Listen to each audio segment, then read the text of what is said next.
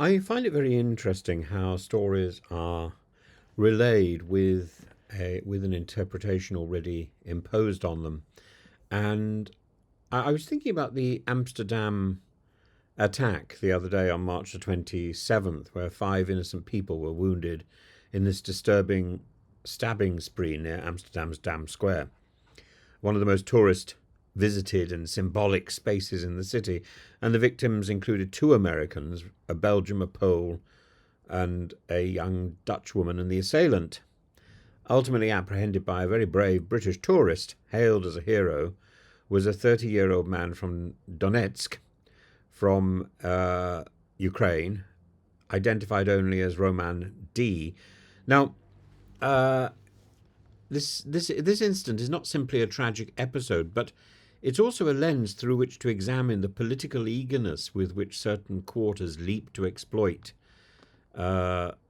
such events for ideological ends, often before all the facts are fully established. The facts as we know them are clear. The attacker wielded multiple knives. He checked into a hotel the day before. He attacked seemingly at random with no announced motive, and he carried false identity documents and was from a region of Ukraine partially occupied by Russian forces. The Dutch police and the mayor, Femke Halsema, have wisely resisted immediate speculation, instead prioritising investigation over interpretation, but their caution has not been mirrored by the broader digital marketplace.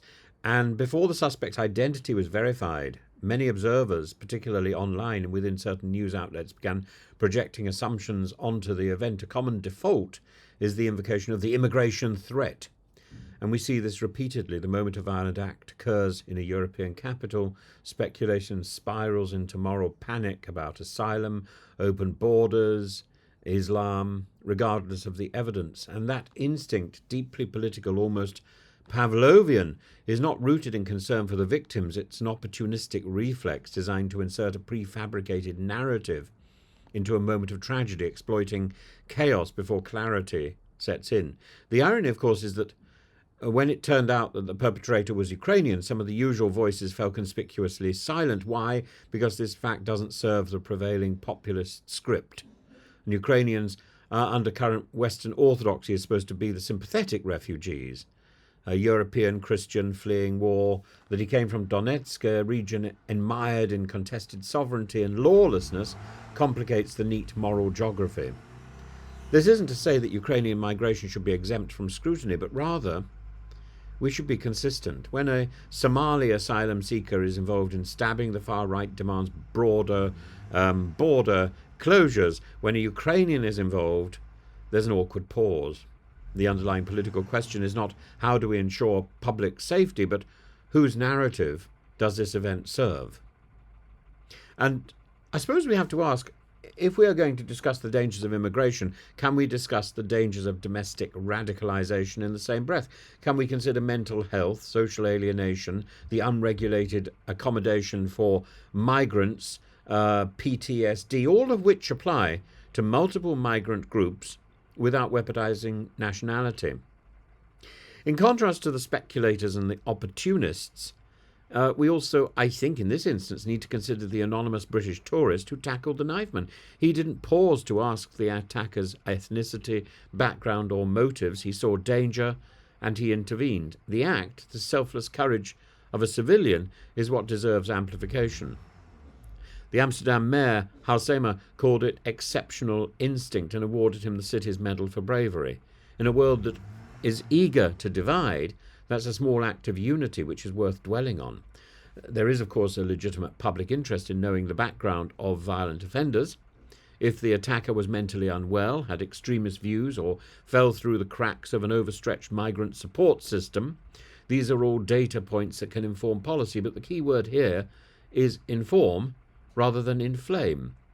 And when every individual tragedy becomes an ideological cipher, we no longer see the victims, we see only ammunition. That's not justice, that is exploitation. The Amsterdam attack was an horrific and deeply unsettling event. It should prompt rigorous inquiry, effective policing, and, where necessary, policy adjustment. But what it must not become is another entry into the cynical theatre of theatrical outrage where facts are subordinate to tribal political gain. We need to be better than our social media reflexes.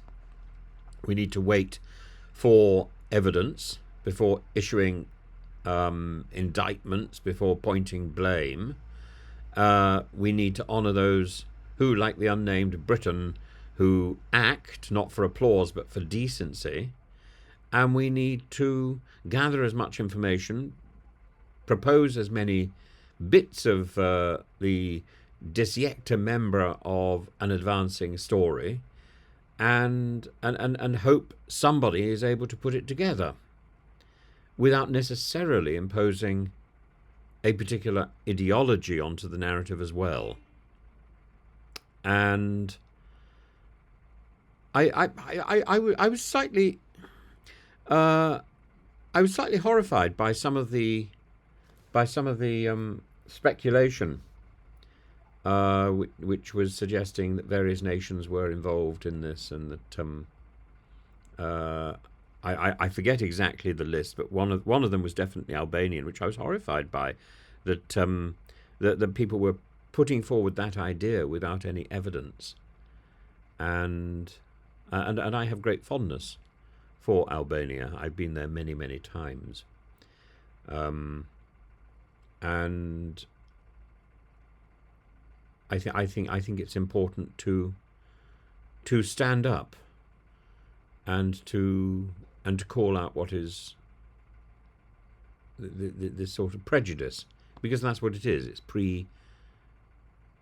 It's anticipating, it's prejudging an event and seeing things through a lens which has already been tinted, looking at life through the limited blinkers that one is wearing.